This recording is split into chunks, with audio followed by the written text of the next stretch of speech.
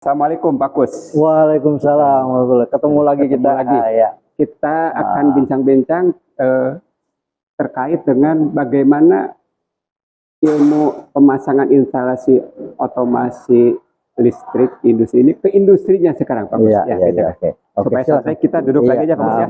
Betul. Ya.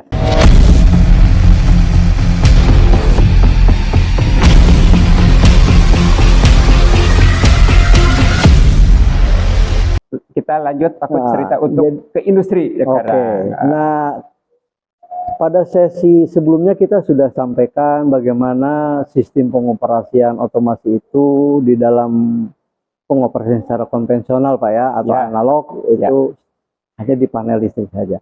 Nah, tindak lanjut dari situ kita masuk sistem otomasi ke industrinya. Nah, umumnya sistem industri itu menggunakan sistem otomasi dengan pemrograman PLC, Pak. Kita harus jelasin aja Pak Kus sambil Nah, di mana PLC ini adalah salah satu kebutuhan dalam proses otomasi listrik industri.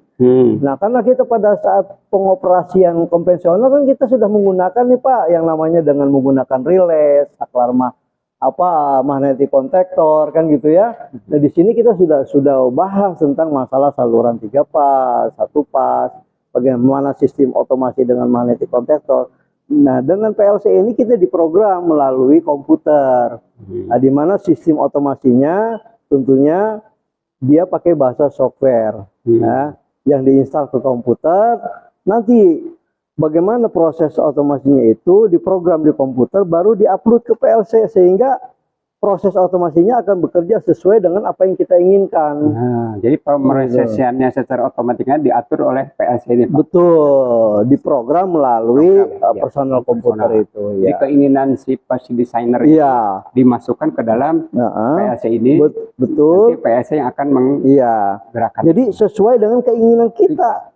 Bagaimana sistem otomasi yang diinginkan? Ya sesuai dengan apa yang diprogramkan. Kalau kita menginginkan misalnya seperti di sana, kita contoh aja, pada saat konvensional kita merangkai pengaturan dengan otomasi, misalnya pengendalian start delta. Di PLC pun bisa, bahkan di PLC akan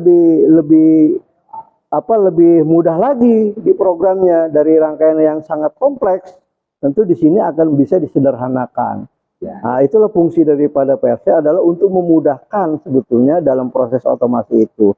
Tentunya tidak sesederhana. Nah, di dalam PLC ini juga bisa mengoperasikan sistem otomasi yang namanya dasar-dasar robotik, ya ini dengan menggunakan pneumatik. Nah gitu, sistem lengan-lengan robot ini bisa dioperasikan melalui sistem sensor yang kita operasikan melalui PLC ini, sehingga pergerakan lengan robot ini bisa dioperasikan lewat sistem pemrograman di PLC ini. Nah, Pak Kus, nanti objek untuk menggerakkan sesuatu yang diperintahkan itu objeknya apa aja Pak Kus yang digunakan? Objeknya yang jelas satu, yang pertama kita harus tahu dulu apa itu simbol-simbol dari komponen-komponen dasar robotik ini, yaitu silinder tunggal, silinder kerja, dari silinder kerja ganda maupun silinder kerja tunggal. Tentunya ini juga mengendalikan dengan tenaga yang namanya tenaga angin. Tentunya ada sumber anginnya, kompresor. Nah, nanti dari sini baru melalui katup-katup solenoid ini, keran, nanti istilahnya keran-keran angin otomatis ini dikendalikan lewat PLC. Sehingga kapan buka, kapan tutupnya keran ini untuk mengalirkan tenaga angin ke silinder kerja ini sesuai dengan sensor-sensor yang dipasang di PLC. Nah itu tekanan sinyalnya seberapa Pak Gus? Kalau untuk tekanannya sih dia sampai di bawah 150 PSI. Nah, itu untuk tekanan anginnya ya kan. Nah, sekarang kita lihat anginnya, sumber anginnya dari mana Pak Gus? Nah, untuk sumber anginnya di sini Pak. Ini ada sumber anginnya. Nah, dari sini kita hubungkan instalasi anginnya lewat ini. Nah, lewat sini Pak ya. Nah, ini lewat sini. Nah, gitu. Terus yang ini juga ada anginnya juga lewat sini. Nah, saluran angin ini disalurkan ke masing-masing meja praktek Pak. Nah, meja praktek di sana itu lewat terus. Ini ada berapa alat untuk praktek mereka, Pak? Ada 8. Ada Ada 8 unit, Oh, ya, 8 biasa. unit, Jadi- ya, betul. Ya, ada 8 unit di lingkungan ini untuk praktek mereka. Di Iya. mana setiap orang harus mampu. Betul. Ya kan, Pak? Ya, Kus, ya. Iya, iya, betul, mereka betul. pada saat uji Ah. kompetensi, mereka karena sendiri-sendiri. Gitu ya? Betul. Dalam uji kompetensi mereka sendiri-sendiri. Wah, jadi itulah gambarannya para pemerhati kompetensi dan inovasi kelistrikan, otomasi, industri yang dikerjakan, yang dididik sebagai dapur yang melatih para tenaga kerja kompetensi itu. Ya, salah satunya ini kita berbahagia mendapatkan penjelasan dari instruktur senior Pak Kusnadi gitu kan. Oke, Pak. Ya, Pak Kusnadi, barangkali ini sebagai close statement kan, gitu. Oke. Barangkali tentu nanti ada apa yang bisa diharapkan Pak Kus dari para pemerhati khususnya dunia industri maupun pengguna daripada alumni pelatihan berbasis kompetensi di BLK kompetensi ini. Silakan Pak Kus. Ya, harapan saya sebetulnya dari peserta yang dilatih di BLK ini ya minimal mereka itu bisa diterima sebagai junior teknisi ya, junior elektrikal lah di dunia. Junior ya. Ya. Tentunya tidak mudah untuk menjadi seorang teknisi, itu perlu ada proses program pemagangan.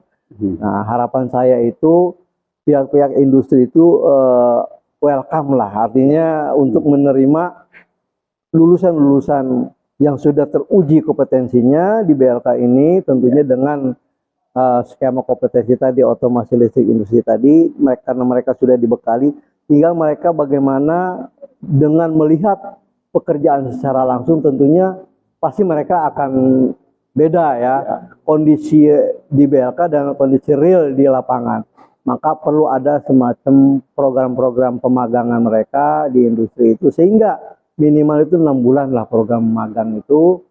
Setelah 6 bulan mereka dimagangkan, tentunya pihak industri bisa menarik tenaga-tenaga kerja itu. Nah, ini Pak Kus, mungkin sebagai terakhir daripada pembicaraan kita, masih nanti ada pembicaraan lagi nih ya, Pak Kus ya. Ini kan upaya supaya si pihak dunia usaha dan industri sebagai user gitulah target daripada lulusan itu ingin memahami sejauh mana prosesi yang dididik di sini, itu kan terbuka kemungkinan dari pihak industri pada saat ada acara seperti ini pelatihan untuk melihat prosesi sedang proses pelatihan sebagai gambaran, mungkin level-level supervisornya di industri mungkin boleh datang ke sini melihat, kemudian nanti pada saat proses uji kompetensi apakah itu memungkinkan?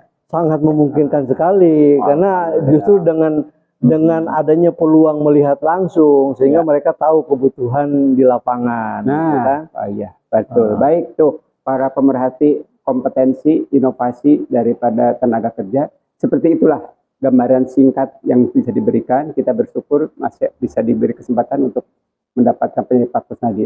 Terima kasih Pak Kusnadi. Oke, sama-sama Pak. Nanti ketemu lagi ya kita dalam cerita-cerita berikutnya.